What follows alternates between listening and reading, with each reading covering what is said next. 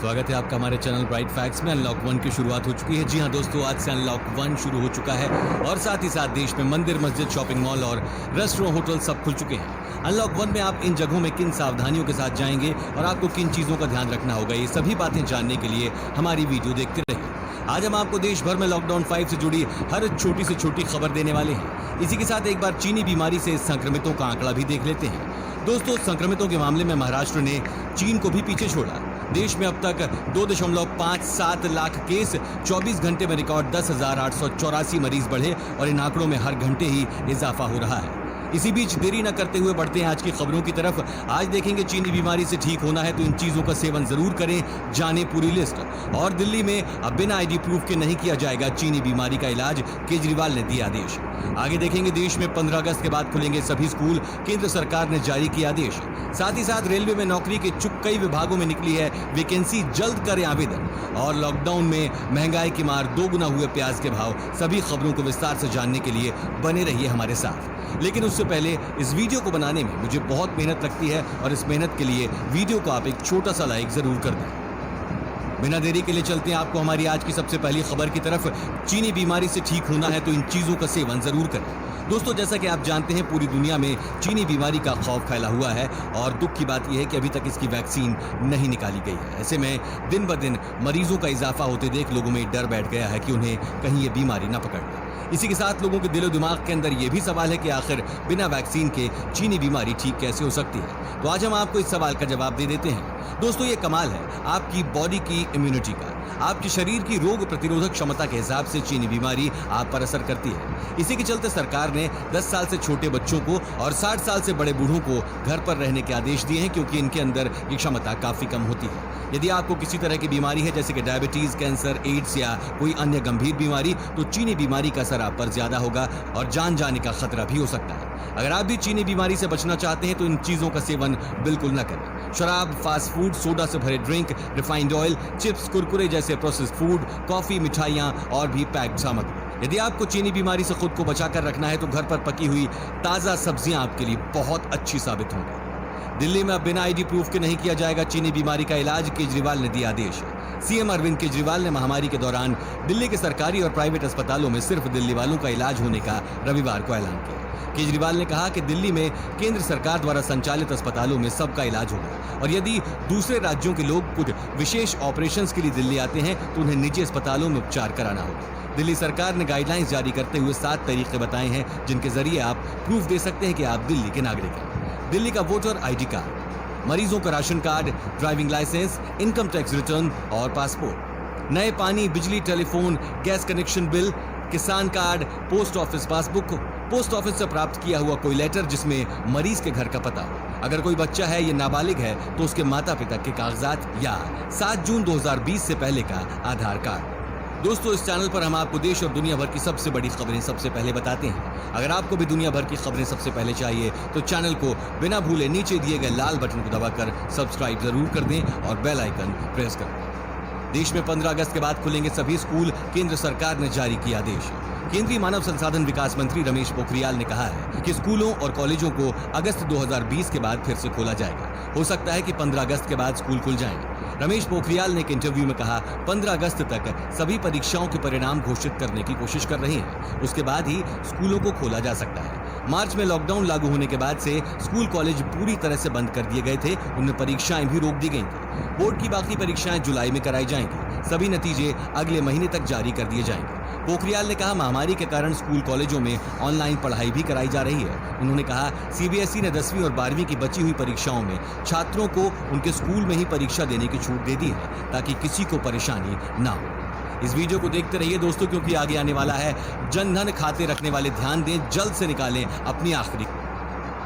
तो दोस्तों, कभी कभी हमें कुछ इंग्लिश में मैसेज आ जाते हैं जिन्हें पढ़ने में हमें बहुत प्रॉब्लम होती है। तो आज मैं आपके लिए लेके आया हूं यू डिक्शनरी। सबसे पहले इसे डाउनलोड करना है एंड सेटिंग में जाके मैजिक ट्रांसलेट को ऑन करना है। फिर उस मैसेज पर जाके स्वाइप करना है, वो अपने आप हिंदी में कन्वर्ट हो जाएगा। और हाँ, आप इंग्लिश में रिप्लाई भी कर सकते हैं। सिंपल है, यहाँ मैसेज टाइप करें और उसके ऊपर भी स्वाइप कर दें और ये उसे भी इंग्लिश में कन्वर्ट कर देगा। और हाँ दोस्तों, अगर आपकी ग्रामर सही नहीं है तो उसी फीचर में ग्रामर ऑप्शन को ऑन करके फिर से मैसेज पर स्वाइप कर देना है और ये ऐप उसकी ग्रामर भी ठीक कर देगा। तो है ना कमाल की बात। जल्दी से इसे डाउनलोड करें, लिंक आपको वीडियो के डिस्क्रिप्शन में मिल जाएगा। रेलवे में नौकरी के कई विभागों में निकली है वैकेंसी। रेलवे, पुलिस, टीचर समेत विभिन्न विभागों में नौकरी के लिए भर्तियां निकाली गई हैं, जिन पर 10वीं पास से लेकर ग्रेजुएट्स तक आवेदन कर सकते हैं। उत्तर रेलवे ने सीनियर रेजिडेंट्स के पदों पर वैकेंसी निकाली है। सीनियर रेजिडेंट्स के पदों पर भर्ती के लिए आप ऑनलाइन आवेदन कर सकते हैं। उत्तर रेलवे में सीनियर रेजिडेंट्स के पदों पर नौकरी के लिए उम्मीदवारों को कोई लिखित परीक्षा नहीं देनी होगी, बल्कि इंटरव्यू के आधार पर सिलेक्शन होगा। आवेदन के लिए railwaypost.in पर जाएं। लॉकडाउन में महंगाई की मार, दोगुना हुए प्याज के भाव। लॉकडाउन के कारण प्याज ने अप्रैल, मई व जून की शुरुआत में भाव को लेकर नया रिकॉर्ड बना लिया है, जिससे केवल प्याज पर निर्भर किसानों की आर्थिक स्थिति में सुधार की उम्मीद है। थोक व्यापारियों की माने तो प्याज के भाव में तेजी की संभावना को देखते हुए किसानों ने अपने प्याज का स्टॉक करना शुरू कर दिया है, जिसका सीधा असर मंडी में प्याज की उपलब्धता पर नजर आ रहा है। इस बार प्याज का उत्पादन 15,000 हेक्टेयर में हुआ है, जो 3,79,900 मीट्रिक टन आंका जा रहा है, जबकि पिछले साल गर्मियों में प्याज 14,500 हेक्टेयर में उगाई गई थी। लॉकडाउन में परिवहन सुविधा कम होने के कारण महाराष्ट्र का प्याज प्रदेश की दूसरी मंडियों तक नहीं पहुंच पाया और शेखावटी के प्याज की ज्यादा मांग रही। इस कारण किसानों को प्याज के अच्छे भाव मिल रहे हैं। जनधन खाता रखने वाले ध्यान दें, आने वाले हैं 500 रुपए, ऐसे निकालें अपने पैसे।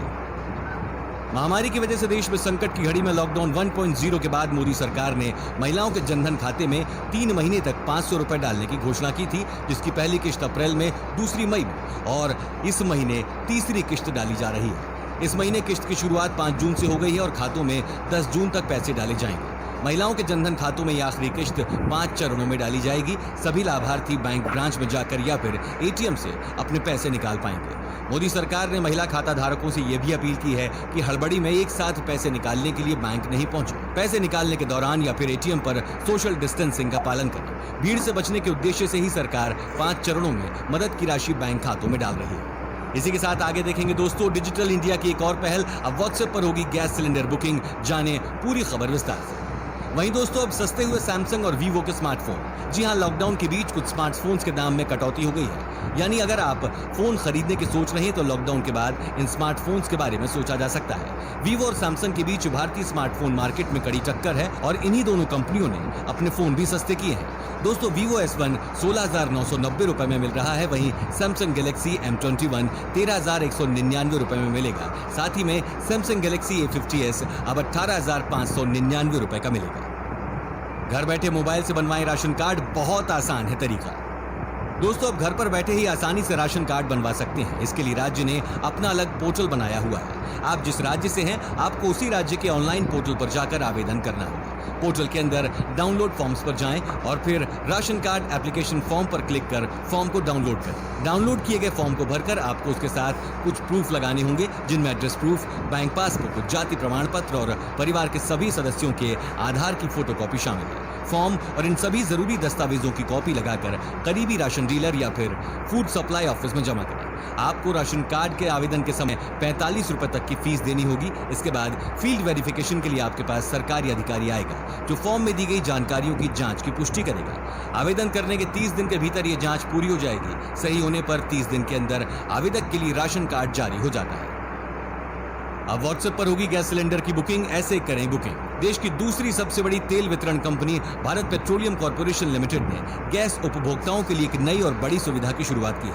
अब आप अपने व्हाट्सएप से गैस सिलेंडर बुक कर सकते हैं। कंपनी ने मंगलवार को ग्राहकों की सुविधा के लिए देश भर में व्हाट्सएप के माध्यम से एलपीजी बुकिंग सेवा शुरू करने की घोषणा की। कंपनी ने बताया है कि उसने गैस सिलेंडर बुकिंग के लिए एक नया व्हाट्सएप बिजनेस चैनल लॉन्च किया है। व्हाट्सएप पर यह बुकिंग ग्राहक के company BPCL smart line number 1800224344 पर पंजीकृत मोबाइल नंबर से आसानी से की जा सकती है। आगे देखेंगे, ऑटो और ई रिक्शा ने 50% बढ़ाया किराया, जानिए रेट। 10 जून से शुरू हो रहा है राम मंदिर का निर्माण, महामारी के बीच बड़ा कार्यक्रम।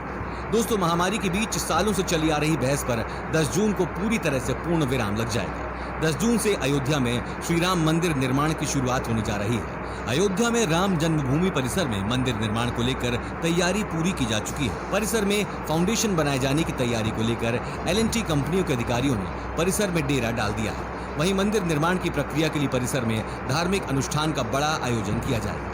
यह आयोजन परिसर में स्थित प्राचीन कुबेर टीला पर होगा, जहां भगवान शिव विराजमान है। 10 जून को कमल नयन दास अन्य संतों के साथ पूजन को प्रारंभ करेंगे, जो सुबह 8 बजे से शुरू होकर 2 घंटे तक किया जाएगा।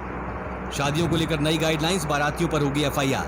देश भर में महामारी के चेन तोड़ने के लिए लॉकडाउन किया हुआ है। केंद्र सरकार ने शादी जैसे आयोजनों पर बहुत पहले से पाबंदी लगा रखी है, लेकिन प्रशासन की अनुमति के बाद कुछ लोगों की मौजूदगी में शादी हो सकती है। लेकिन पिछले दिनों मध्य प्रदेश के भोपाल में एक शादी समारोह में दुल्हन के चीनी बीमारी से पॉजिटिव मिलने से हड़कंप मचा हुआ है, जिसके बाद राज्य सरकार ने शादियों को लेकर नई गाइडलाइंस जारी की है। सरकार ने पुराने आदेश को संशोधित करते हुए शादी बारात में बसों की अनुमति जारी नहीं करने का फैसला लिया है। मध्य प्रदेश के गृह मंत्री नरोत्तम मिश्रा ने कहा कि शादी समारोह में ज्यादा भीड़ होने से संक्रमण का खतरा बढ़ता जा रहा है। ऐसे में अब शादी बारात में किसी तरह की गाड़ी और बस चलाने की अनुमति नहीं दी जाएगी। सभी को शादी समारोह की नई गाइडलाइंस का पालन करना होगा, अन्यथा उसके खिलाफ कार्रवाई अमल में लाई जा सकती है। उन्होंने बताया, बारात में निर्धारित संख्या से अधिक लोगों को ले जाने पर FIR दर्ज होगी। ऑटो और ई रिक्शा ने 50% किराया बढ़ाया, जानिए रेट। ऑटो व ई रिक्शा चालकों ने 50% तक किराया बढ़ा दिया है। महामारी को देखते हुए प्रशासन ने ऑटो व ई रिक्शा चालकों को 3 से अधिक सवारियां नहीं बिठाने के निर्देश दिए हैं। ऐसी स्थिति में चालकों के लिए ऑटो के तेल का खर्चा निकालना भी मुश्किल हो गया था। इसको देखते हुए ऑटो व ई रिक्शा चालकों ने किराए में बढ़ोतरी कर दी है। बस व जीपों का संचालन नहीं होने से ऑटो व ई रिक्शा चालकों को सवारियों के लिए कड़ी मशक्कत करनी पड़ रही है। हालत यह है कि पूरे दिन मेहनत करने के बाद भी चालक तेल व मरम्मत का खर्चा तक नहीं निकाल पा रहे हैं। आर्थिक तंगी से जूझ रहे कई चालकों ने ऑटो व ई रिक्शा का काम छोड़ दूसरा काम पकड़ लिया है। साथ ही देखेंगे दोस्तों, आज से शुरू होगा प्राइवेट बसों का संचालन। जानिए क्या बातें ध्यान में रखने की है जरूरत। आज से खुलेंगे होटल, रेस्टोरेंट और शॉपिंग मॉल। चीनी बीमारी से बचना है तो एंट्री एग्जिट का तरीका जरूर जान।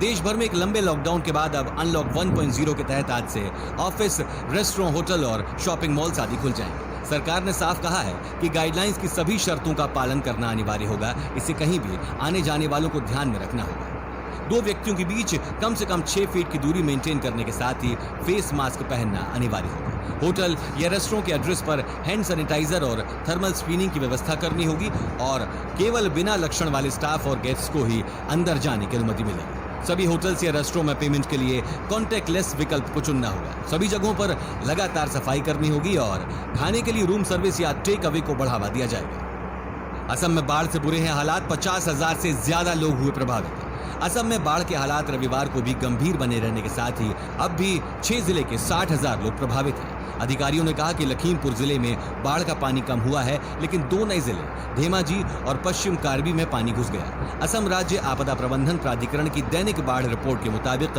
बाढ़ के कारण धेमाजी, गोलापारा, नगांव, होजाई, पश्चिम कार्बी, आंगलांग और कछार जिले के 59,840 लोग प्रभावित हैं। सूत्रों के मुताबिक पिछले 24 घंटे में गोलपारा में 5 लोगों को बचाया गया है। वर्तमान में 103 गांव बाढ़ की चपेट में हैं और 6,439 हेक्टेयर में लगी फसल बर्बाद हुई है।